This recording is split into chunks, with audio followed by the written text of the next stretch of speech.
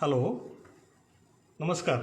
मी राजेश बदर, MSc agriculture. मी GST officer, Mazgaon, Mumbai येथे मी मागच्या 2 वर्षापासून कार्यरत आहे.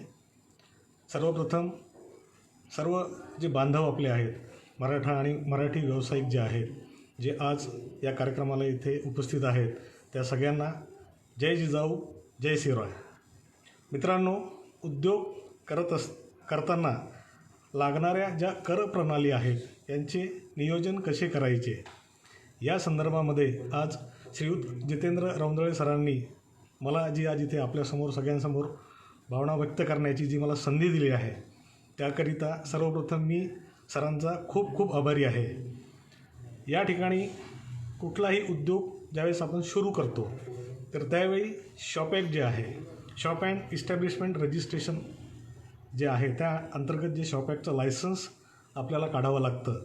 त्यामध्ये शॉप ॲक्टसाठी जी डॉक्युमेंट्स लागत आहेत आणि शॉप ॲक्टसाठी आपल्याला ऑनलाईन ॲप्लिकेशन करावं लागतं. यामध्ये जे पहिलं डॉक्युमेंट आहे त्यामध्ये आधार कार्ड किंवा वोटर ID कार्ड किंवा पॅन कार्ड किंवा ड्रायव्हिंग लायसन्स यापैकी कुठलंही एक डॉक्युमेंट. त्यानंतर फोटो ऑफ ओनर, जो त्या व्यवसायाचा मालक आहे त्यांचा फोटोग्राफ. त्यानंतर photo of shop with owner, म्हणजे आपण ज्या पद्धतीने एखादी सेल्फी घेतो त्याप्रमाणे आपल्या दुकानाच्या समोर उभं राहून त्याचा आपल्याला फोटो घ्यायचा आहे. हे बळा, रेंट ॲग्रीमेंट. जर आपलं शॉप हे जर आपण रेंटल घेतला असेल त्याचं रेंट ॲग्रीमेंट आपल्याला लागतं. आणि त्यानंतर असतं इलेक्ट्रिसिटी बिल. म्हणजे एकदा आपलं हे शॉप अँड इस्टॅब्लिशमेंट ॲक्ट आल्यानंतर यामध्ये आपल्या व्यवसायाला आपण सुरुवात करू शकतो. रौंदळे सर, आपला साहेब नमस्कार. नमस्कार. नमस्कार नमस्कार नमस्कार. चला आपण आता आपल्या लाईव्हला चालू करूया. तर सर्व मंडळी, आवाज येतो का? कोणी आम्हाला थंब दाखवून जर दाखवलं तर आवाज येतो, आमचं पिक्चर क्लिअर दिसतं का? जरा असं थंब दाखवा किंवा मेसेज टाका, म्हणजे आम्हाला कळेल की आवाज येतोय.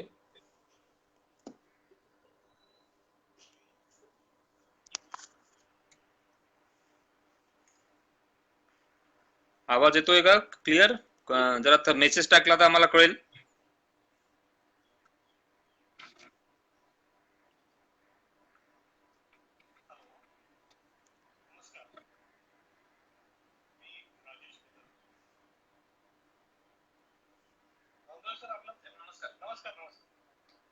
हा,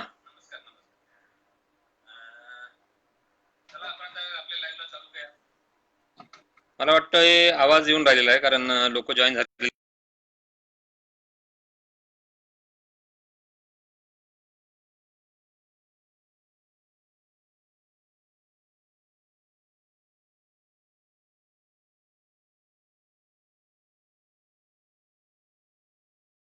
होतं त्याप्रमाणे आज आपण इथं आल्यात. आणि एक मोठी मी विचार केला की थोडक्यात तुमची इंट्रोडक्शन जर माझ्यातर्फे म्हणजे विचारायला आणि त्याप्रमाणे इंट्रोडक्शन घेऊया आपण, म्हणजे आपल्या फेसबुकवरील सगळ्यांना कळेल की सर्वात पहिले साहेब आपलं बेसिक आपण कुठले प्रॉपर?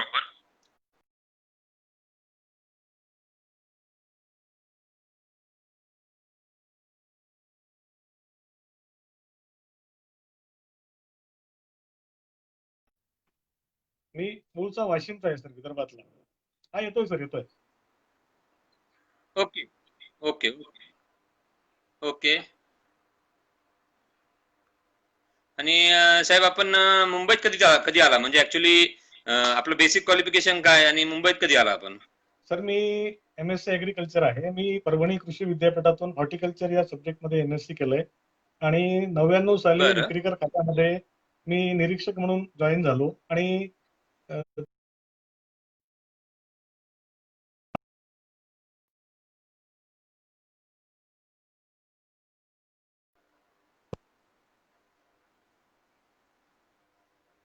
हॅलो.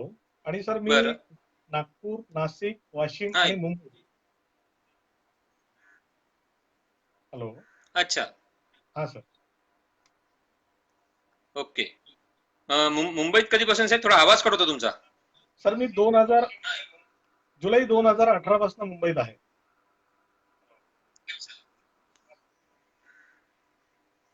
ओके.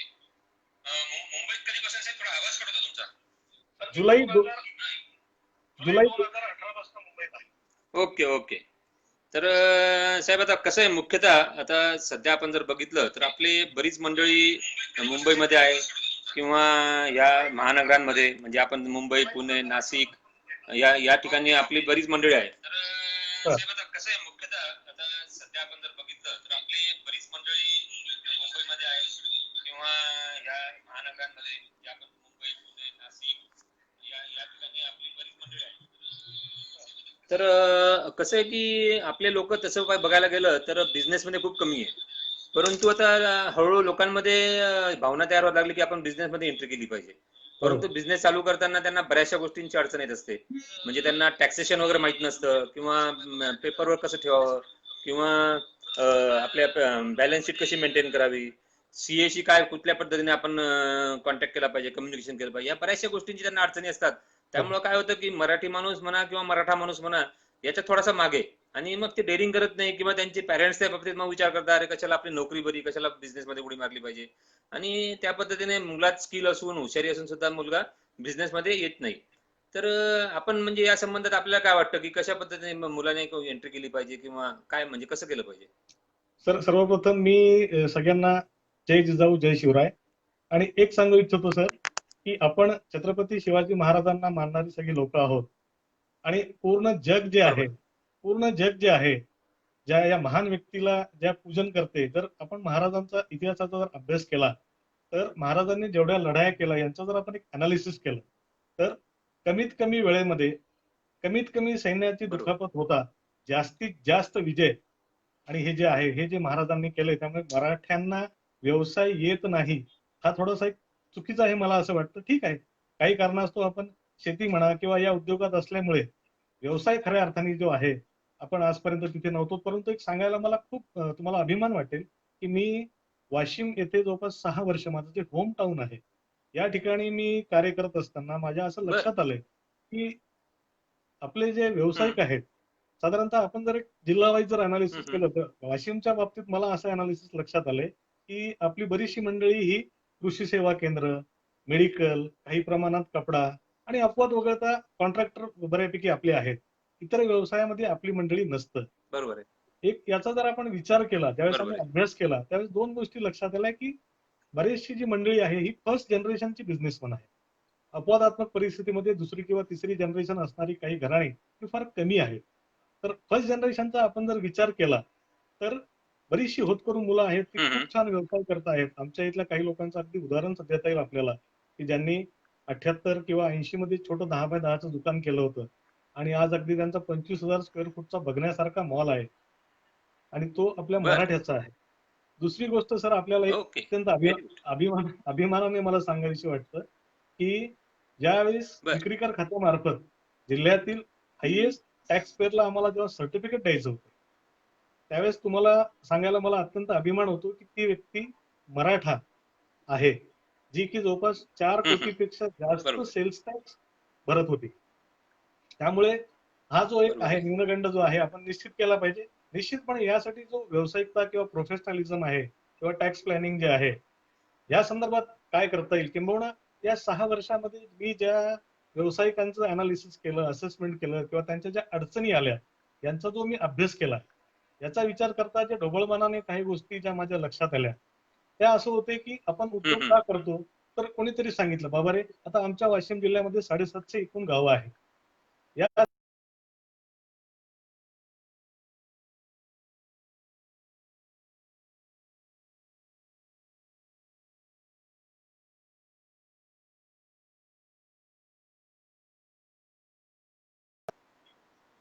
हम्म. कृषी सेवा केंद्र जे आहे त्या यामध्ये होती किंवा मेडिकलमध्ये होती. तर काय होतं की कोणीतरी बरोबर. एखाद्याने व्यवसाय चालू केलाय, त्याचा व्यवसाय चांगला होतोय, मग मी पण तोच व्यवसाय करतो. आणि काय होतं की यावेळेस त्या गावाची जी रिक्वायरमेंट आहे ती एका एका दुकानातून फुलफिल होत असते. त्या ठिकाणी 2 किंवा 3 दुकानं येतात. अननेसेसरीची कॉम्पिटिशन येते. उधारीमध्ये माल देण्याची स्पर्धा लागते आणि याचा शेवट मग या दोघा तिघांनाही कालांतराने जो आहे कुठेतरी हे येतं. तर मला असं प्रामाणिकपणे वाटतं की कुठलाही व्यवसाय आपण ज्यावेळेस करणार आहोत तर आपण थोडंसं मार्केटचं अनालिसिस केलं पाहिजे, एक स्टडी केली पाहिजे. बरोबर आहे. मी जो व्यवसाय ज्या ठिकाणी करत आहे त्या ठिकाणच्या ग्राहकाला नेमकी कुठल्या गोष्टीची आवश्यकता आहे. मग तो कपड्याचा बिझनेस आहे, हार्डवेअरचा आहे, अजून कुठला आहे. अनेकदा असं बघितलं गेलं की लायसन्स कमोडिटी जर अशा आहेत, ते मेडिकल आहे किंवा तुमचं कृषी सेवा केंद्र आहे. विदर्भाच्या बाबतीत जर अनालिसिस केला तर हार्डवेअरच्या बाबतीत सुद्धा काही लोक आहेत. परंतु मला असं एक इथं सांगायचं आहे की तुम्हाला जो कुठला व्यवसाय करायचा आहे त्याचं पहिले तुम्ही एक स्टॅटिस्टिक बघा की मी ज्या ठिकाणी व्यवसाय सुरू करणार आहे, कारण कुठलाही व्यवसाय जो आपल्याला करायचा आहे हा आपल्याला नफा कमवण्यासाठी करायचा आहे. इथे आपण चॅरिटी किंवा सोशल काम निश्चितपणे अनुषंगाने मार्केटची स्टडी केल्यानंतर बरोबर आहे. माझा ग्राहक वर्ग कोणता आहे, त्यांना नेमकं काय गरजेचं आहे आणि मी ते देत असताना माझ्या ज्या स्किल्स आहेत किंवा माझं जे इन्फ्रास्ट्रक्चर आहे हे यूज करून मी एक यशस्वी उद्योजक कसा होऊ शकतो हे बघायला पाहिजे सर. बरं, थोडक्यात आपलं परवा एक चर्चा झाली. एक सर. थोडक्यात तो विषय मी घेतो आणि मग नंतर मी एक्झिट होऊन मग आपलं ऑनलाईन आपण कंटिन्यू करू शकता. तर सर. आपण सांगताना मला सांगितलं की आपल्या मातोश्री म्हणजे आपल्या आई या सर. सुद्धा उद्योजक आहेत वाशिम मध्ये आणि त्या महिला उद्योग सुद्धा अतिशय व्यवस्थितरित्या म्हणजे अगदी यशस्वी पद्धतीने ते चालवत आहे. तर मला तर अभिमान वाटला ते ऐकून. आणि हे आपण म्हणजे आपण हे सांगावं आपल्या याच्यातनं की आपल्या महिलांनी सुद्धा याच्यात महिला उद्योजक किंवा बाकीच्या पद्धतीने त्यांनी डेअरिंग केली पाहिजे. आणि हे अभिमानास्पद गोष्ट साहेब, आपले मातोश्री आज म्हणजे खरंच सिरियसली एवढा उद्योजक म्हणजे कार्य करताय. तर आपण त्यांच्याशी सांगावं प्लीज. सर, माझ्या आई श्रीमती चंद्रकला नामदेवराव बदर ह्या मागच्या जवळपास 40 वर्षापासून ज्या आपल्या महिला भगिनी आहेत यांना विणकाम, भरतकाम, जे उलन किंवा क्रोशापासून किंवा मायक्रमच्या ज्या वस्तू बनतात त्यांचं त्या एक फ्री ऑफ कॉस्ट मध्ये एक जनसेवा म्हणून त्या ट्रेनिंग देत होत्या. परंतु ते ट्रेनिंग देत असताना आणि हे ट्रेनिंग जवळपास ते 5,000 आमच्या बहिणी ज्या आहेत त्या घेतात. त्यामध्ये काही गृहिणी आहेत, काही विद्यार्थिनी पण आहेत. आणि ह्या घेत असताना 2011-12 ऑनवर्ड्स मिळत नव्हतं आणि मिळत होतं ते महागड्या भावामध्ये मिळत होतं. आणि आमच्या इथे क्लासला येणाऱ्या मुली ज्या आहेत 50-100 रुपये अशा खर्च करणाऱ्या होत्या. मग त्यावेळेस ते लक्षात घेऊन आपण एक प्रोप्रायटरी कन्सर्न जी आहे आमची देवकृपा कलेक्शन आपण रजिस्ट्रेशन केलंय. आणि सर, डे 1 पासनं आपण रजिस्ट्रेशन घेतलेलं आहे. रजिस्ट्रेशन घेतल्यानंतर पहिल्या दिवशीपासनं तर त्यांचे वयाचे 65 वर्ष होईपर्यंत त्यांनी व्यवसाय कर भरलेला आहे. आणि व्हेरी गुड. एक सांगू इच्छितो आपल्याला की त्या उद्योगाची भरपूर भरभराटी झालेली आहे आणि आता आम्ही त्या उद्योगाच्या अनुषंगाने मातोश्री बिल्डर अँड डेव्हलपर सुद्धा आहेत. आमचं एक पार्टनरशिप फर्म जी आहे त्यामध्ये त्या पार्टनर आहेत. आणि एक गोष्ट तुम्हाला इथे सांगू इच्छितो की पहिले छंद आणि छंदमधनं व्यवसाय हे जोपात असताना काही गोष्टी ज्या मातोश्रींच्या आम्हाला जे प्रकर्षाने इथे मला नमूद कराव्याशा वाटतात त्या अशा आहेत की आज तिचं वय 67, फक्त 67 वर्ष आहे. And she knows NEFT, RTGS, everything. आपल्या कमोडिटीचा टॅक्स रेट काय आहे हे तिला माहिती आहे. आणि आपण बरेचदा पाहतो की कम्प्युटर्स आपल्याकडे असतात. तर एखादी महिला आमची भगिनी जर आमच्या दुकानामध्ये आली तर ती तिच्याकडे किती उधारी आहे किंवा तिने किती खरेदी केली होती आणि आज शिल्लक किती आहेत ते अगदी तोंडपाठ सांगते. आणि तिचं अकाउंटिंग जे आहे इतकं प्रॉपर आहे. असं जसे ज्या व्यावसायिक कम्युनिटी आहेत त्यांचा जर आपण विचार केला तर त्यामध्ये त्यांना सांगितलं होतं की पहिले लिखो फिर दो. आपला प्रॉब्लेम काय होतो, सबको दे दो बाद में ढूंढो. हा थोडासा बरोबर आहे. हा जो प्रकार आहे ना, वस्तुस्थिती आहे. थोडस माफ करा मला, मी जास्त स्पष्ट बोलतोय.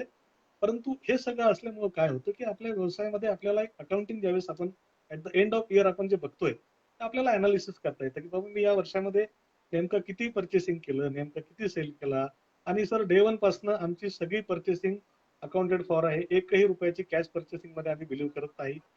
आमचं करंट अकाउंट आहे, करंट अकाउंट मधनं सगळे पेमेंट होतात, RTGS होतं. आधी जीएसटीच्या आधी वॅट मध्ये जे आहे सी फॉर्म वगैरे आम्ही रेग्युलर सगळे दिलेले आहेत.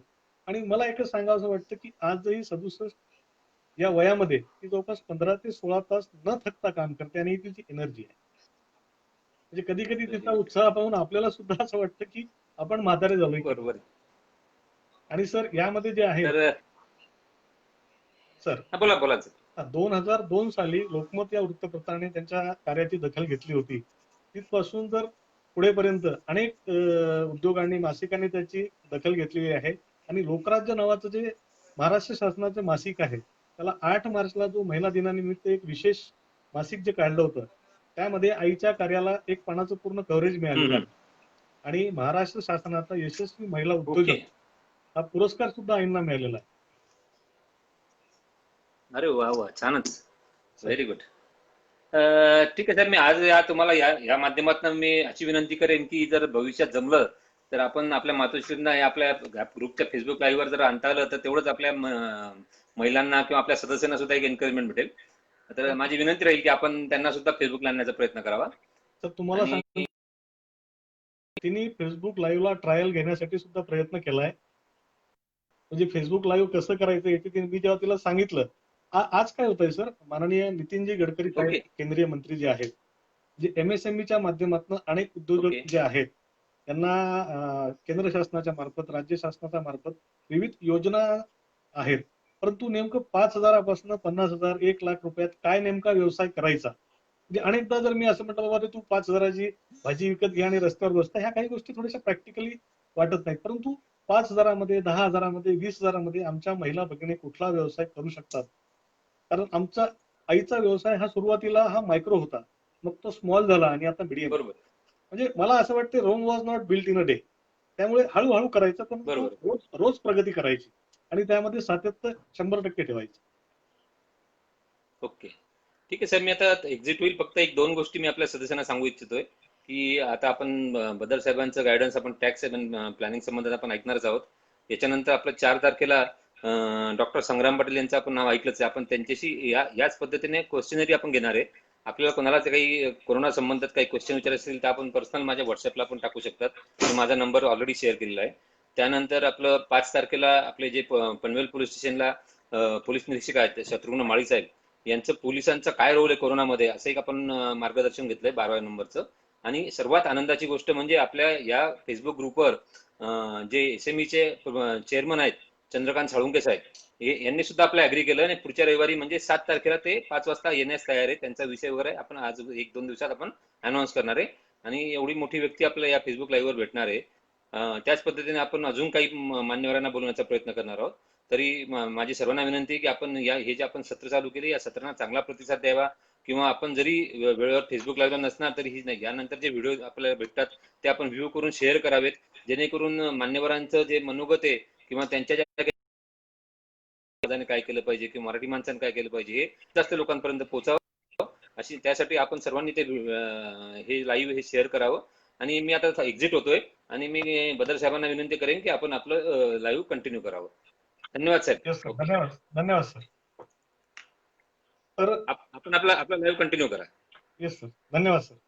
यामध्ये आपण जेव्हा व्यवसायाची सुरुवात करतो, मी पुन्हा एकदा थोडंसं सुरुवातीला जी मंडळी नव्हती त्यांच्यासाठी एक रिपीट करतो की सुरुवातीला आपल्याला shop and commercial establishment registration जे आहे या अंतर्गत आपल्याला रजिस्ट्रेशन करावं लागतं.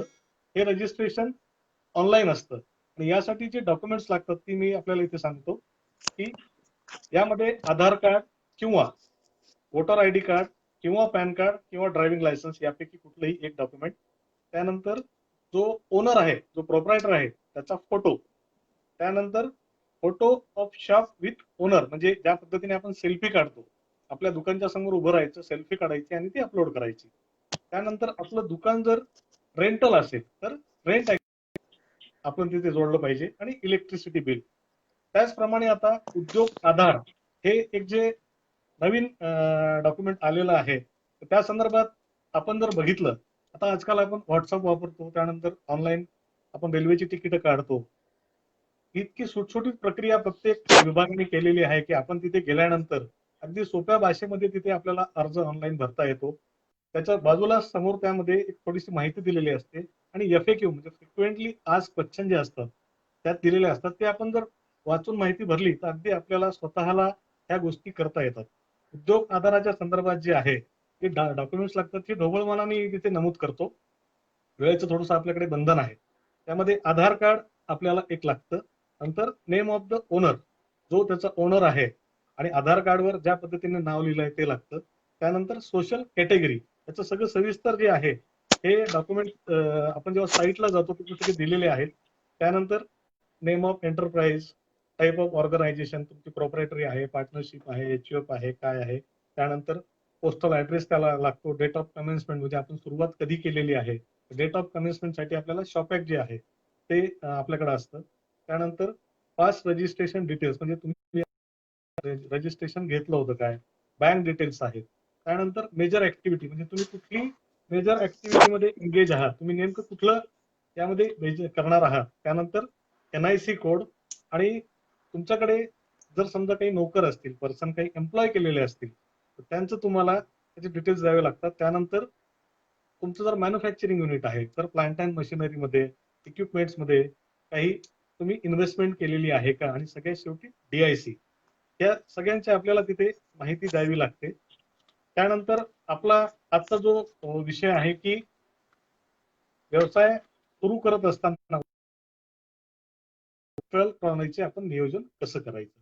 तर बंधूंनो, भगिनींनो, यामध्ये जे कर आहेत हे दोन प्रकारचे आहेत. एक तर प्रत्यक्ष कर आणि दुसरा म्हणजे अप्रत्यक्ष कर. प्रत्यक्ष कराचा असा आहे की ज्या व्यक्तीवर तो कर लागतो त्या व्यक्तीला तो भरावा लागतो. याचं एक्झाम्पल आपण पाहिलं तर इन्कम टॅक्स किंवा वेल्थ टॅक्स. इन्कम टॅक्स ज्या व्यक्तीवर लागतो त्या व्यक्तीला तो भरावा लागतो. आणि दुसरा असतो इनडायरेक्ट, तो शासनाला आपण भरत असतो. यामध्ये एक आपल्याला सांगतो की कुठलाही व्यवसाय आपण ज्यावेळेस सुरुवात करतो त्यावेळेस मी सांगितल्याप्रमाणे शॉप अँड इस्टॅब्लिशमेंटचं रजिस्ट्रेशन घेतल्यानंतर जीएसटी किंवा सेल्स टॅक्सचा जर आपण विचार केला तर सगळ्यात पहिले लागणारा कर आपल्याला असतो प्रोफेशन टॅक्स म्हणजे व्यवसाय कर. व्यवसाय कराचे दोन भाग असतात, एक असतो ईसी, दुसरा असतो आरसी. ईसी हा तुझी व्यक्ती आहे जी व्यवसाय करणारी आहे याला लागतो, आणि आरसी म्हणजे तुमच्या दुकानामध्ये जे काही एम्प्लॉईज आहेत यांना तुम्ही किती पगार देता याच्या टोटल पगाराच्या याच्यावर तो एक स्लॅब ठरलेले असतात. त्याचं सविस्तर डिटेल आमची जी साईट आहे महाराष्ट्र शासनाची वस्तू व सेवा कर कायदा, याच्यामध्ये सगळे डिटेल्स सगळे तिथे दिलेले आहेत. तर सुरुवातीला आपल्याला सांगितलंय की आपण उद्योग आधार काढले किंवा आधार कार्ड काढलं किंवा शॉप ऍक्ट जर काढलं तर सगळ्यात पहिले आपल्याला लागतं पॅन कार्ड. बहुतांश जे आमचे व्यावसायिक आहेत यांना सुरुवातीला यांनी पॅन कार्ड काढलेलं असतं, आणि आताच केंद्रीय मंत्री निर्मला सीतारामनजी यांनी जी आता घोषणा केली आहे त्यामध्ये पॅन कार्ड बेसिस म्हणजे पॅन कार्डच्या आधार कार्डच्या व्हेरिफिकेशनवर पॅन कार्ड इमिजिएटली इश्यू केले जाईल अशा इन्स्ट्रक्शन आहेत. आणि आपण जर इन्कम टॅक्सला साईटला जर गेला तर आधार कार्डचे डिटेल टाकल्यानंतर जो आपला मोबाईल आपला त्याशी अटॅच केलेला आहे त्याला एक OTP येतो, आणि ते व्हेरिफिकेशन झाल्यानंतर आपल्याला पॅन कार्ड हा इमिजिएट इश्यू होतो. हे प्रोप्रायटरी कन्सर्नच्या बाबतीत आहे. इतर जे आहेत पार्टनरशिप फर्म आहेत किंवा आहेत यांना रुटीन जी प्रोसिजर आहे ती फॉलो करावी लागेल. जीएसटीच्या बाबतीत जर आपण विचार केला तर 1 जुलै 2017 पासनं वन नेशन वन टॅक्स माननीय पंतप्रधान मोदीजी यांनी जी घोषणा केली होती की वन नेशन वन टॅक्स, आम्ही एक देश आहोत तर आमच्या इथे एक कर का नको. त्या माध्यमातून जीएसटी आपण 1 जुलै 2017 पासनं हा कायदा इथे आला आहे. जीएसटी अस्तित्वात यायच्या आधी जी कायदे एक्झिस्टन्स मध्ये होते ते मी इथे थोडक्यात नमूद करतो. त्यामध्ये सेंट्रल टॅक्सेसचा जर आपण विचार केला तर central excise duty, additional duties of excise, excise duty levied under medicinal and toilet preparation act, additional duties of customs, service tax ही सेंट्रलची. आणि जर आपण राज्याचा जर विचार केला तर स्टेट टॅक्स किंवा ज्याला आपण आता व्हॅट टॅक्स किंवा सेल्स टॅक्स म्हणतो. सेंट्रल सेल्स टॅक्स हा एका राज्यातून दुसऱ्या राज्यामध्ये जी खरेदी विक्री व्हायची यासाठी तो लागायचा. तो केंद्र शासनाचा कायदा होता पण त्याची प्रत्यक्ष अंमलबजावणी ते राज्य करत होतं. त्यानंतर purchase tax, entertainment tax, entry tax, taxes on lottery, betting आणि गॅम्बलिंग, हे सगळे जाऊन आता या ठिकाणी फक्त आणि फक्त एकच टॅक्स इथे आलेला आहे, तो म्हणजे जीएसटी. आता जीएसटीच्या बाबतीमध्ये जे आमचे उद्योजक बांधव भगिनी इथे आहेत त्यांना सांगू इच्छितो की कुठल्याही कायद्याची ज्यावेळेस आपण सांगतो की बाबा आम्हाला जीएसटी मध्ये किंवा उद्योग सुरू करायचा आहे, माझे जीएसटी मध्ये रजिस्ट्रेशन घ्यायचं आहे, यामध्ये काही गोष्टी मी नमूद इच्छुक करतो की रजिस्ट्रेशन जीएसटी मध्ये घेत असताना एक तर आहे crossing of threshold limit of aggregate turnover, म्हणजे तुमचं विशिष्ट टर्नओव्हर लिमिट होईपर्यंत तुम्हाला हा टॅक्स लागत नाही. GST आल्यानंतर ज्या एक 4 स्पेशल कॅटेगरी स्टेट आहेत त्या वगळता इतर सर्व राज्यांकरिता 20 लाखाची लिमिट होती, ती आता 40 लाख झालेली आहे. म्हणजे crossing of threshold limit of aggregate turnover याने जर आपण GST नंबर घेत असाल तर 40 लाखापर्यंत आपल्याला याची सूट आहे, घ्यायची गरज नाही आहे. दुसरं आहे की कंपल्सरी रजिस्ट्रेशन. काही ठिकाणी इररेस्पेक्टिव्ह ऑफ टर्नओव्हर तुम्हाला कंपल्सरी रजिस्ट्रेशन घ्यावं लागते. आणि या दोघांच्या व्यतिरिक्त तिसरं जे आहे व्हॉलंटरी रजिस्ट्रेशन. ठीक आहे, मी कंपल्सरीमध्ये पण नाही आहे आणि माझा 40 लाखाचा टर्नओव्हर नाही, पण मला नंबर घ्यायचा आहे, तर तो व्हॉलंटरी रजिस्ट्रेशन असतं. या रजिस्ट्रेशनची प्रक्रिया अत्यंत सोपी आहे. तिथे सुद्धा तुम्हाला पॅन कार्ड लागतं. पॅन कार्ड लागल्यानंतर तुमचं डिटेल्स पॅन कार्ड तिथे टाकल्यानंतर त्याची सुद्धा सगळी ऑनलाईन प्रक्रिया आहे. आणि मला सांगायला इथे तुम्हाला आनंद होईल की तुम्ही अर्ज केल्यानंतर 72 तासाच्या आत म्हणजे वर्किंग डेजला तुम्हाला हा नंबर इश्यू होतो. आणि यामध्ये जर काही अर्जामध्ये काही चुका असल्या त्यासुद्धा आपल्याला ऑनलाईन कंप्लाय करायच्या आहे. कुठल्याही पद्धतीमध्ये आपल्याला ऑफिसमध्ये जायची गरज नाही. हे सगळं ऑनलाईन सगळं झालेलं आहे आणि मला वाटतं याचा आपण लाभ घेतला पाहिजे.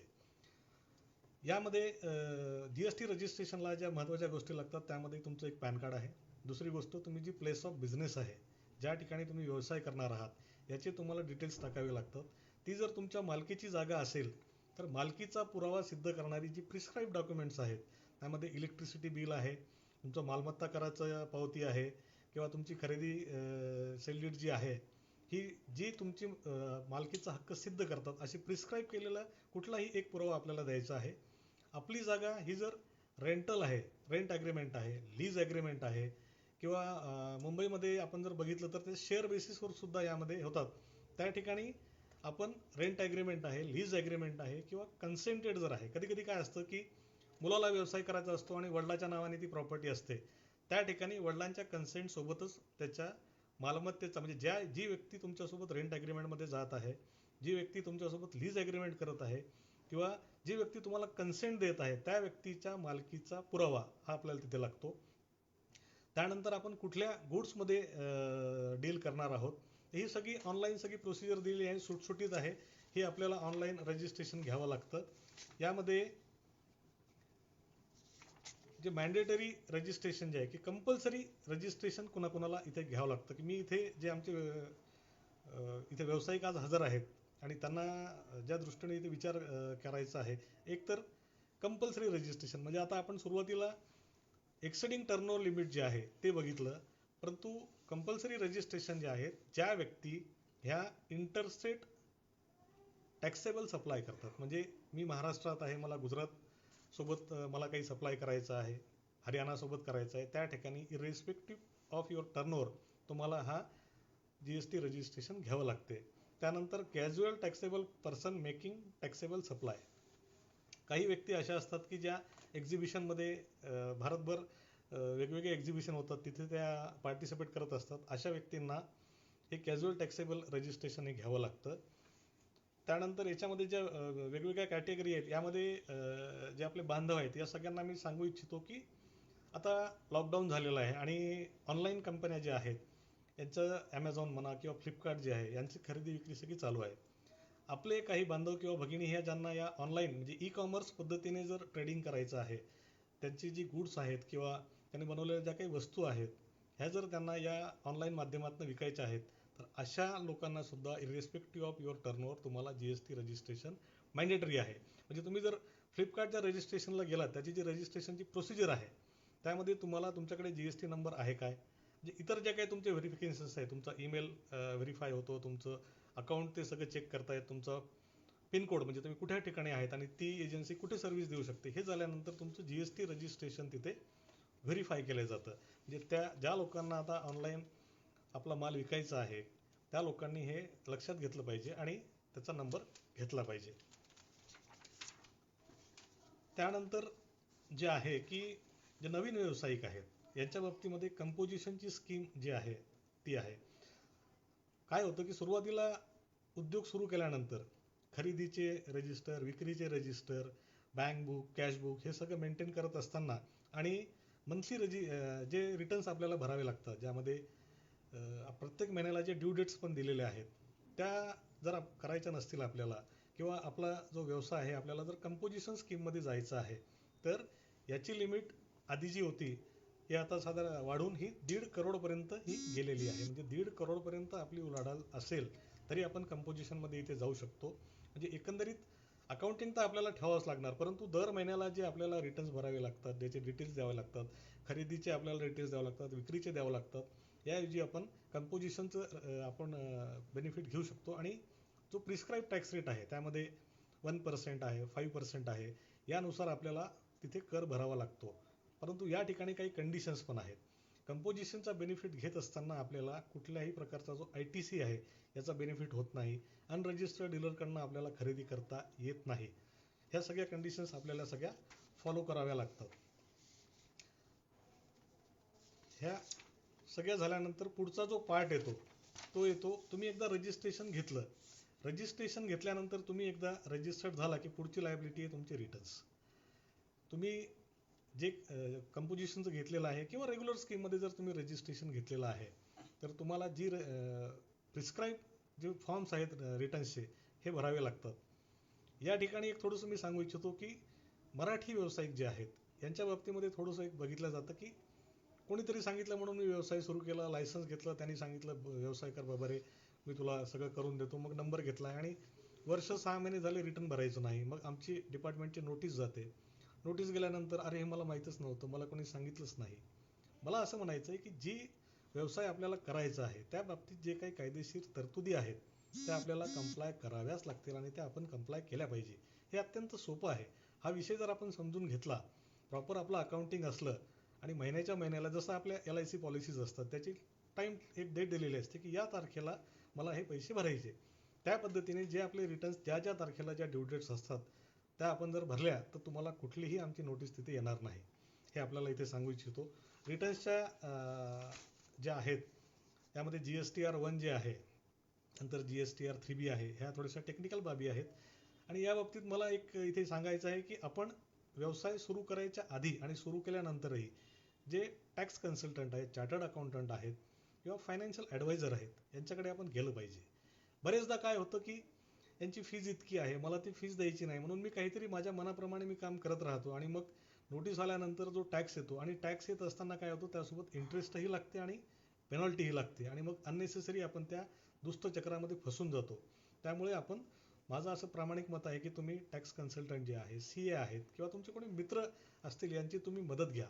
यामध्ये 2 गोष्टी होतील की तुमची बॅलन्स शीट जी आहे ही ते प्रॉपरली होण्यासाठी तुमचा कॅश फ्लो कसा आहे, तुमची असेट किती आहे, तुमची लायबिलिटी किती आहे, याचं सगळं तुम्हाला प्रॉपर मार्गदर्शन मिळेल आणि तुम्ही अगदी बिनधास्त जे आहे करू शकता. अनेकदा काय होतं की 5-6 महिने रिटर्न भरलेले नाहीत, मग आमची नोटीस येते, मग तो एवढा टेन्शनमध्ये होतो बाबा अरे आता काय झालंय, मला नोटीस आली, आता काय करायचं. मला असं वाटतं सुरुवातीपासून जर आपण प्रॉपर सगळं डॉक्युमेंटेशन ठेवलंय, म्हणजे जे इतर समाजाचे आमचे व्यवसाय जे आहेत ज्यांची 5वी 6वी 7वी पिढी आहे किंबहुना वर्षानुवर्ष जे व्यवसाय करतात ते काय म्हणतात की पहिले लिखो फिर दो. म्हणजे मगाशी पण मी गमतीत काय म्हटलं, आपलं कसं असते, सबको दे दोन बाद में ढूंढते बैठो. म्हणजे त्याला शोधत बसायचं, बाबा रे काय झालं होतं काय नाही, मग त्यात वाद होतात, मग मी एवढं घेतलंच नाही, तुझ्याकडे काय लिहिलेलं आहे. ह्या गोष्टी आपल्याला टाळायच्या असतील तर आपण हे सगळं केलं पाहिजे. त्यानंतर आपण जर बघितलं तर ह्या रिटर्न्सच्या ज्या बाबती आहेत यामध्ये जे कोविड-19 हा जो व्हायरस आलेला आहे यानंतर काही रिलीफ यामध्ये दिलेले आहेत. तर याच्या ज्या ड्यू डेट्स आहेत रिटर्न भरण्याच्या यामध्ये वाढलेल्या आहेत. त्या ड्यू डेट्स आपल्याला मी सरांकडे शेअर करतो. त्या आपल्याला त्या बऱ्याचशा स्लाईड्स आहेत, त्या भरपूर त्यामध्ये मोठं सगळं दिलेलं आहे. त्या नुसार आपल्याला त्या वाढलेल्या तारखांचा जो आहे त्याचा बेनिफिट आपल्याला घेता येईल. यानंतर सर्व जे आपले व्यावसायिक आहेत यांना जे काही अडचणी येतात त्यांचं तो महत्त्वाचा पार्ट आहे. कुठलाही व्यवसाय आपण ज्यावेळेस करतो त्यावेळेस अकाउंटिंग आपलं खूप प्रॉपर असलं पाहिजे. म्हणजे खरेदी आणि विक्री, आणि हे करताना माझी आपल्याला सगळ्यांना नम्र एक विनंती आहे की तुम्ही प्रत्येक गोष्ट ही अकाउंटेड करा. प्रत्येक व्यवहार हा तुमचा बँके थ्रू करा. खरेदी करत असताना तुम्ही बँके थ्रू करा, विक्री केल्यानंतरही ते सगळे पैसे बँकेत जमा करा. आणि रोजची खरेदी रोजची विक्री याचा रोजचा रोज संध्याकाळी 1 तास जर आपण दिला रोजचा आणि ही सवय जर आपण बनवून ठेवली तर निश्चितपणे आपल्याला कुठेही मी चुकीचं केलं आहे का किंवा मी काही कुठे माझे कोणाकडनं पैसे नाहीत का, मला कोणाला देणं आहेत का, याचं सगळं डिटेल आपल्याकडे राहील. अनेकदा काय होतं की आपली मंडळी जी आहे अकाउंटिंगच्या बाबतीमध्ये थोडीशी कमजोर असतं, तर आपण ह्या गोष्टीचा डे वनपासून सुरुवात केली पाहिजे की बाबा ज्याप्रमाणे खरेदी करणे म्हणजे कमी पैशात खरेदी करणे आणि जास्त प्रॉफिट घेऊन किंवा रिझनेबल प्रॉफिट घेऊन विक्री करणे याच्याच बरोबरीपणे किंवा त्याहीपेक्षा महत्त्वाचं जर आहे ते आहे अकाउंटिंग. हे प्रॉपर अकाउंटिंग जर असलं तर मला नाही वाटत कोणाला, आणि रिटर्न सगळे जर आपले वेळेवर गेले तर कोणालाही याचा कधीही तुम्हाला त्रास होणार नाही. दुसरी गोष्ट काय होतं की आपण व्यवसाय सुरू केल्यानंतर मी आपल्याला सांगितलंय की अनवॉन्टेड कॉम्पिटिशन आपण करायला बघतो. मार्केटमध्ये काय असतं, जे प्रस्थापित व्यावसायिक आहेत ह्या लोकांनी एखाद्याच कॉम्पिटिशन केली तर मी समजू शकतो, परंतु अनेकदा आपले नवीन व्यावसायिक जे आहेत हे कारण नसताना त्या स्पर्धेमध्ये जातात आणि स्पर्धेमध्ये गेल्यानंतर काय होते की 3-4 वर्षानंतर त्यांना बऱ्यापैकी लॉसेस येतात आणि त्याचा व्यवसाय त्याला बंद करायला लागतो. असे अनेक प्रकरणं आम्ही इथे पाहिलेले आहेत. त्यानंतर एक मी सांगेल की उधारी जे आहे, काय होतं की अनेक वेळी आपले संबंध असतात, स्नेहाचे संबंध असतात, ती व्यक्ती आपल्याकडे आल्यानंतर त्याला आपल्याला नकार देता येत नाही, तर उधार द्यावं लागते. परंतु उधारी देत असताना ती वसूलसुद्धा वेळेवर झाली पाहिजे. कारण आपण जर बँकेचं कर्ज घेतलं असेल तर त्याचं व्याज आपल्याला वेळेच्या वेळी द्यावं लागतं, बँक आपल्याला काही माफ करत नाही. त्यामुळे शक्यतो उधारी न करता जर कॅश व्यवसाय असेल, आणि आता मला आपल्याला इथं सांगायचं की मराठा क्रांती मोर्चानंतर जे मराठा युवकांमध्ये जी बऱ्यापैकी जागरूकता आलेली आहे, म्हणजे अनेक जिल्ह्यामध्ये आम्ही ज्यावेळेस फिरतो त्यावेळेस असं लक्षात येतं की या सगळ्यांना business administration, tax planning, balance sheet याबद्दल उत्सुकता आहे. आणि रौंदळे सरांसारखी अनेक मंडळी जी आहे, म्हणजे हुई मराठा हा एक ग्रुप आहे, मी त्याला जॉईन आहे. त्यानंतर आमच्या वाशिमचं जर आपण उदाहरण घ्यायचं ठरवलं तर आमच्या जवळपास 500 व्यावसायिक आमच्या व्हॉट्सअपच्या 2 ते 3 आमचे ग्रुप आहेत. महिला भगिनी पण आमच्या इथे आहेत. मला सांगायला अभिमान वाटेल की अनेक महिला भगिनी आहेत ज्यांचा आमचा महिला भगिनींचा एक सेपरेट ग्रुप आहे, हे इथे रजिस्टर्ड आहेत.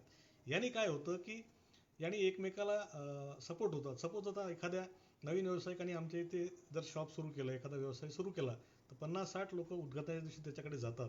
त्याला सांगतात, बाबा रे ठीक आहे, व्यवस्थित काम कर, काही अडचण आली आम्हाला सांग. त्याचा जो प्रोडक्ट आहे त्याला ते स्ट्रीमलाईन करतात. आणि दुसरी गोष्ट आम्हाला सांगावंसं इथे वाटतं की वर्षभरामध्ये आम्ही 1 ते 2 प्रोग्राम जे आहेत, टॅक्स प्लॅनिंग आहे, बिझनेस ॲडमिनिस्ट्रेशन आहे, किंवा व्यवसाय करत असताना प्रोफेशनलिझम कसं डेव्हलप करायचं किंवा आपला व्यवसाय उत्तरोत्तर प्रगती कशी होत राहील. जर सक्सेसफुल बिझनेसमन जर आहे, याचा अर्थ काय की मी मागच्या वर्षी 100 रुपयाचा बिझनेस केला आहे, 1000चा केला आहे, यावर्षी मी 1200चा करील, पुढच्या वर्षी 1500चा करील, उत्तरोत्तर झाली पाहिजे, तर तो सक्सेसफुल बिझनेसमन राहतो. मी आधी आपल्याला सांगितलंच की कुठलाही व्यवसाय केला पाहिजे, त्यानंतर नेमकं आपल्याला आवड काय आहे आणि आपण ती सगळी पूर्ण करू शकतो. त्यानंतर एक जर आपण पाहिलं की अनेकदा आमचे मराठी बांधव किंवा मराठा व्यावसायिक जे आहेत, हे जेव्हा बँकचा अनुभव असा असतो की बँक आम्हाला लोन देत नाही, किंवा आपल्याला सांगू इच्छितो की काही प्रिकॉशन्स जर आपण घेतल्या, हॉटस्पॉट ऑन कर. ह्या जर काही प्रिकॉशन्स आपण घेतल्या, गाडी तो आपली माफी मागतोय, 2च मिनिटं आम्ही परत येतोय. हॉटस्पॉट ऑन कर.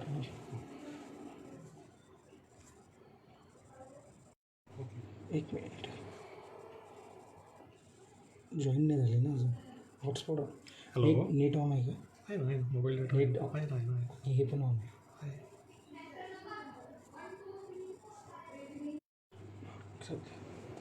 तर बँक फायनान्सच्या बाबतीमध्ये जेव्हा आपल्याला अडचणी येतात, तर आपण जर आपल्याला व्यवसाय सुरू करायच्या आधी जर 1-2 वर्षापासून प्रॉपरली प्लॅनिंग केलं, आपली जर बॅलन्स शीट बनवली, आपले असेट काय आहेत हे जर सगळं प्रॉपरली डेव्हलप जर केलं, तर निश्चितपणे बँकसुद्धा आपल्याला प्रॉपरली फायनान्स करतात. एक छोटंसं उदाहरण मी सांगू इच्छितो माझं स्वतःचं. अर्थात मी नोकरदार असल्यामुळे बऱ्यापैकी माझे कागदपत्र व्यवस्थित असतात. स्टेट बँक ऑफ इंडियामध्ये गृहकर्ज मिळणं म्हणजे ही गोष्ट साधारणतः आहे 2006-07ची ही गोष्ट आहे.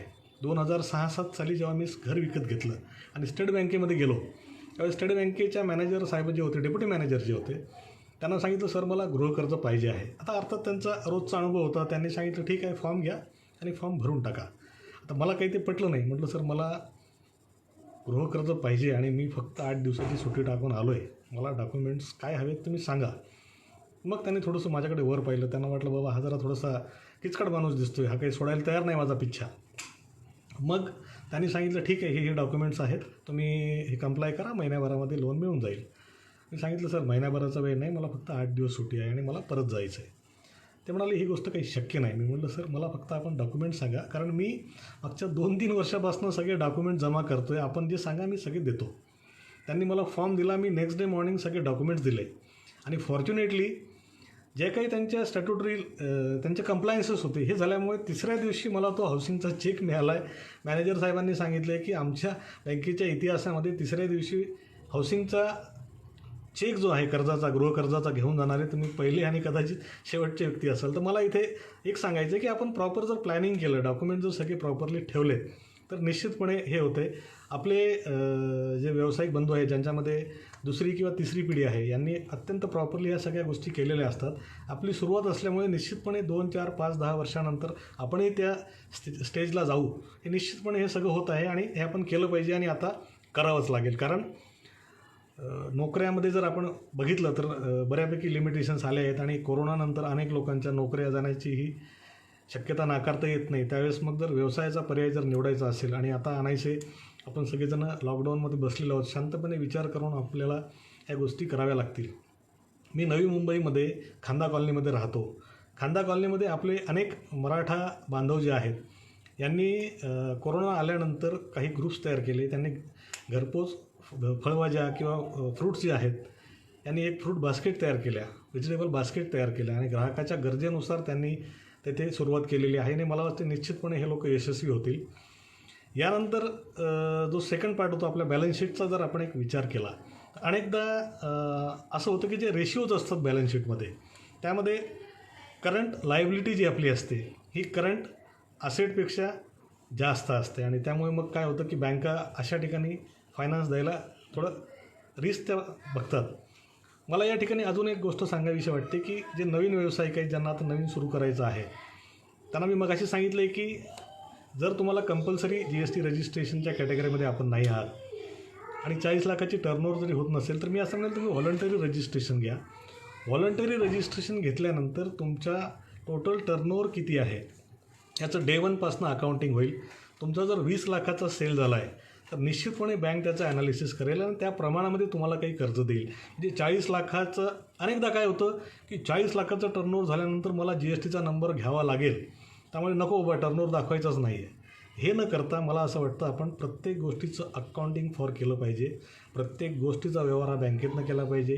बँकेला आपला टर्नओव्हर दिसल्यानंतर बँक निश्चितपणे तुम्हाला फायनान्स करेल आणि फायनान्स कधीही इन्स्टिट्यूशनल फायनान्स घ्या, बँकांचा फायनान्स घ्या.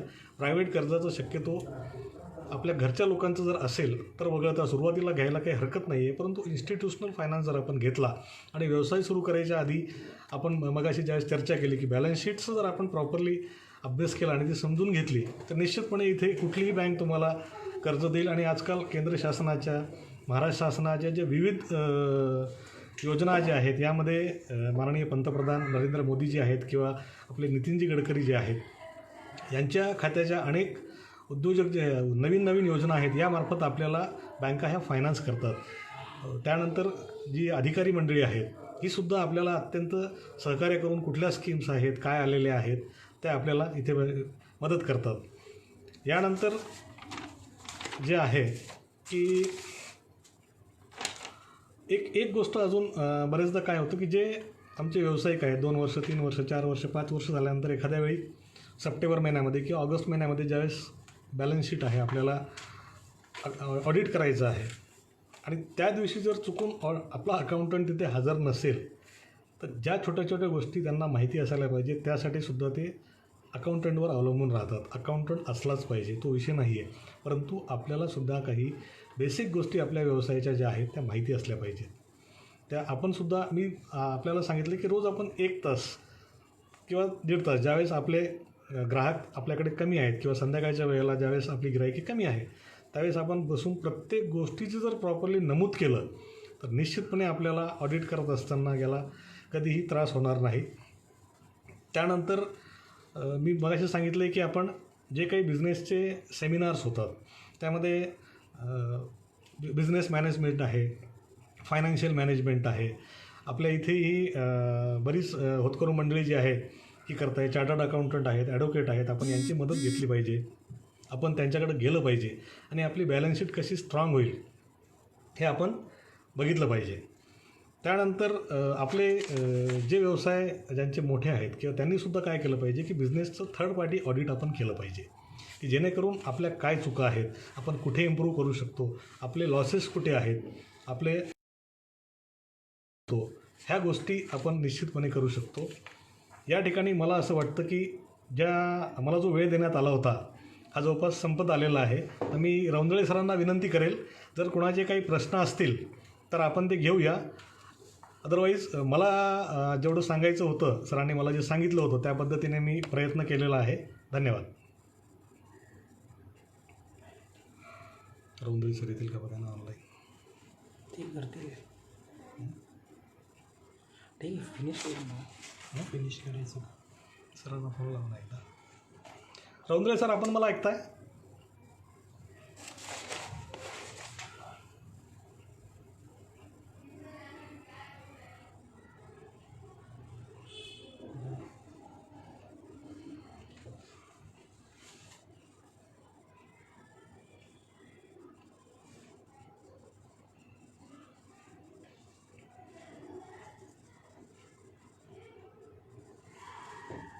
थोडं आवडेल.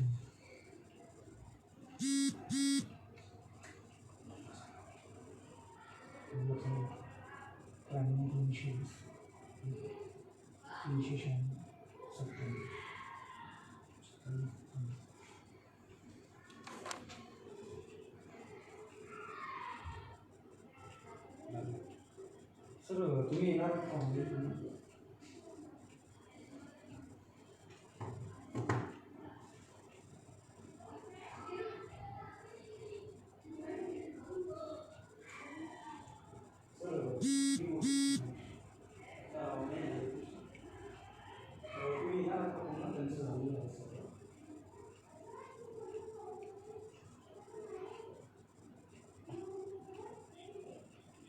हां ठीक आहे. हां सर येत आहे. रिक्वेस्ट आली मग अशी इथेच आली रिक्वेस्ट.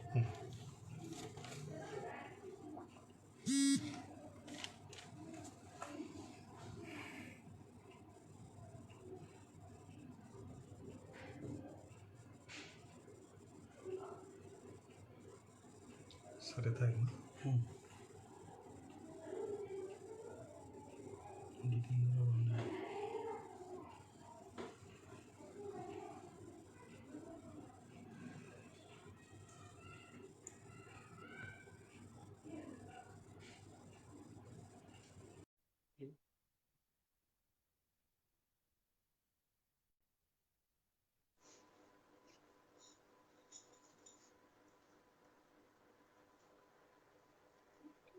साहेब नमस्कार. नमस्कार. नमस्कार. हा, छान झालं सेशन आपलं. धन्यवाद. धन्यवाद. तर एक माझं एकच म्हणजे हे होतं की आपण तरुणांना काहीतरी असाच एक चांगला मेसेज द्या की मुलांना किंवा त्यांच्या पॅरेंट्सला असं वाटलं पाहिजे की सध्या आता नोकरी तुम्ही ते ऑलरेडी सांगितलंच आहे, तरी सुद्धा त्याच्यावर जरा बोल्ड केलं की नोकरीपेक्षा उद्योगधंदे करणं हे जरा सध्याच्या युगात जास्त गरजेचं आहे. हे जर सांगितलं तर मला वाटतं जरा चांगलं राहील. निश्चितपणे सर, आपण जर एक अनालिसिस जर केलं तर एकूण ज्या केंद्र शासनाच्या किंवा राज्य शासनाच्या किंवा इतर ज्या काही नोकऱ्या आहेत यांचं दरवर्षी येणारी ऍडव्हर्टाइजमेंट आणि तिथे जे रिक्रूट होणारी आपली मुलं आहेत त्यांचं प्रमाण जर आपण एक पाहिलं तर किती लोकांना नोकऱ्या लागतील. म्हणजे मराठा आरक्षण मिळाल्यानंतर सुद्धा एक साधारणतः 13% किंवा 16% लोकांना जरी नोकऱ्या मिळाल्या तर बाकीच्यांचं काय. आणि आधी कसं होतं की उत्तम नोकरी, मध्यम व्यापार आणि उत्तम शेती, मध्यम व्यापार आणि कनिष्ठ नोकरी असा एक प्रकार होता. मला काय म्हणायचं की आता कोरोना नंतर बरेचसे चेंजेस झालेले आहेत आणि शेतीला कधी नव्हे ते महत्व आलेलं आहे आणि महत्व आधीपासून होतं, कारण आपली अर्थव्यवस्था ही कृषी आधारित आहे. तर बरोबर. मला असं वाटतं ज्या आमच्या बांधवांना भगिनींना व्यवसाय करायचे आहेत त्यांनी थोडंसं विचार केला पाहिजे आणि थोडंसं घरची मंडळी पण जी आहे त्यांनी सुद्धा त्याला सपोर्ट केला पाहिजे. एक थोडंसं सर विषय थोडा विषयांतर आहे पण तो अर्थात आमच्या व्यवसायाशी संबंधित आहे, तर थोडंसं मी ते सांगू इच्छितो. 15 मे 2001 रोजी माझं लग्न झालं. आणि ज्यावेळेस लग्न झालं त्यावेळेस MPSC सिलेक्ट झालेला कॅन्डिडेट होतो. वडील मोठं प्रस्थ ॲडव्होकेट. आमचे आत्तेभाऊ जे आहेत आत्तेभाऊ जे आहेत ते आमदार होते आणि आमचे मामाही एका मोठ्या पक्षाचे मोठे नेते होते. त्यामुळे लग्नामध्ये 5-10 हजार लोक येणार हे स्वाभाविक किंवा त्या काळाच्या अनुरूप होतं. परंतु मी निर्णय घेतला आणि सांगितले की मला कोर्ट मॅरेज करायचं आणि हुंडा घेणार. वा छान. त्यामुळे काय झालंय की आज जेव्हा मी 15 मेला एक पोस्ट टाकली, ती पोस्ट महाराष्ट्रभर शेअर झाली, खूप लोकांनी लाईक केली. मला असं वाटतं की काय होतं, आपली जी बॅलन्स शीट आहे, जनरल शेतकऱ्यांचं बोलतो मी, अर्थात प्रत्येकाचं असं असेल असं नाही. मुलीचं लग्न आणि मुलाची नोकरी या पलीकडे आम्ही अनेकदा जात नाही. त्यामुळे काय होतं की शेती विकून म्हणा किंवा आपण जे एक मोठेपणा करायचा असतो की बाबा यांनी असं लग्न केलं तर मी तसं करणार. आणि ही जी आहे जवळपास विदर्भ, मराठवाडा, उत्तर महाराष्ट्र या प्रत्येक भागामध्ये कमी अधिक प्रमाणामध्ये हे सगळं होतं. त्यामुळे काय होतं की यांनी असं लग्न केलं तर मी तसं करणार. सर तुम्हाला सांगतो, मी अनेक ठिकाणी जातो. अनेक ठिकाणी 15 लाख, 20 लाख, 25 लाख, 50 लाखापर्यंत खर्च केले जातात लग्न समारंभांमध्ये. आणि मी जेव्हा मोठ्या मोठ्या बॅलन्स शीटचं ज्यावेळेस आम्ही ऑडिट करतो त्यावेळेस त्या पार्टनर्सचं किंवा प्रोप्रायटरचं जर ओन कॅपिटल पाहिलं, असं वाटते आपण खूप श्रीमंत आहोत. गरज फक्त नेमकं आपण कुठल्यासाठी तो पैसा वापरायचा आणि काय करायचा. आपण आज जर विचार केला सर, तर जो व्यावसायिक समाज जो आहे त्यांनी जर आज पाहिलं बदलत्या काळामध्ये त्यांनी खूप ऍक्सेप्ट केलंय आणि अत्यंत छोटे समारंभ ते करतायत. अगदी 5-10 लोक जातात, लग्न करतायत, बऱ्याचशा गोष्टी खर्च ते टाळतायत. आणि कोरोना नंतरही आपण पाहिलं की अनेक मान्यवरांनी जे सांगितलंय की खर्च कमी करा आणि उत्पन्न वाढवा. आपल्याला ह्या जर गोष्टी करायच्या असतील तर निश्चितपणे हे उद्योग आहेत. आणि केंद्र शासनाचं जे MSME आहे, माननीय नितीनजी गडकरी साहेबांनी ज्या योजना दिलेल्या आहेत, मला सांगायला इथे आनंद वाटेल की आम्हाला सुद्धा आमचे बंधू जे आहेत विजयरावजी जाधव साहेब यांच्या सहकार्याने एक ट्रेनिंग सेंटर मिळालेलं आहे. आणि त्या माध्यमातून आम्ही ट्रेनिंग देत आहोत आणि हे ट्रेनिंग घेतल्यानंतर तुम्हाला सर्टिफिकेट मिळतं आणि त्यामध्ये तुम्हाला इन्स्टिट्यूशनल फायनान्स जो आहे तो मिळतो. एक आपण डेट जर कन्व्हिन्स केल्यानंतर सर मी आईंना इथे फेसबुक लाईव्ह इथे आणेल आणि मी आमच्या भगिनींना विनंती करेल की जास्तीत जास्त भगिनींनी त्या ट्रेनिंगसाठी ते घ्या. कारण आई ज्या आहेत ह्या जवळपास 40 वर्षाचं ते वेगळं असं काही सांगणार नाही. 40 वर्षात त्यांनी काय केलं, कशा अडचणी आल्या. म्हणजे अनेकदा सर तुम्हाला इथं सांगायचं वाटतं की व्यवसाय करत असताना काय होतं की कुठल्या लग्न समारंभामध्ये, कुठल्या कार्यक्रमामध्ये जाता येत नाही आपल्याला. तर अनेक वेळा असं होतं की अरे तुम्ही तर आता चक्क ज्या व्यावसायिक समाजासमोर या समाजाचे झालात, असे झालात, तसे झालात.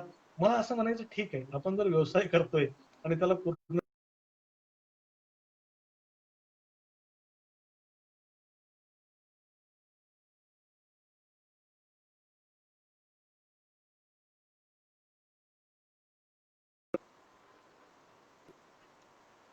असं मला वाटतं सर. तर जे आपले बांधव आहेत, भगिनी आहेत त्यांनी